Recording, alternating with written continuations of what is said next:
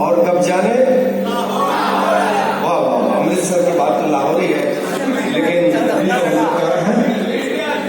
दिल्ली में है और प्रदीप झा जी के फंक्शन में है, अटल मिथिला के सम्मान में है,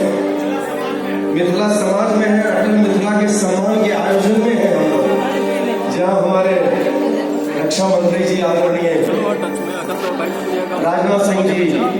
और बीजेपी के उपाध्यक्ष हमारे बड़े भाई प्रभा झा जी और यहाँ उपस्थित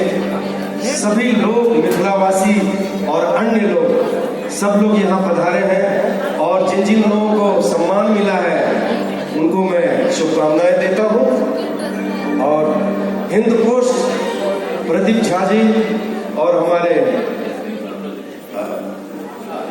आशा झा जी के औरत लड़की सबके नाम कम ले छिए ताहि दुआरे बहुत बहुत बधाई प्रदीप जी और अहाँ के आशीर्वाद और प्यार के और प्रभा झा जी के आशीर्वाद प्यार के सब मेन तो बड़े भाई के आशीर्वाद मिल गए और की चाहिए। हम तो अहाँ सबके अपन आदमी छी, अहिना पूरा दुनिया में गीत गायब के मिथिलांचल के, झा के, ब्राह्मण के, सबके जते भी लोग छे सबके नाम के ऊंचा करे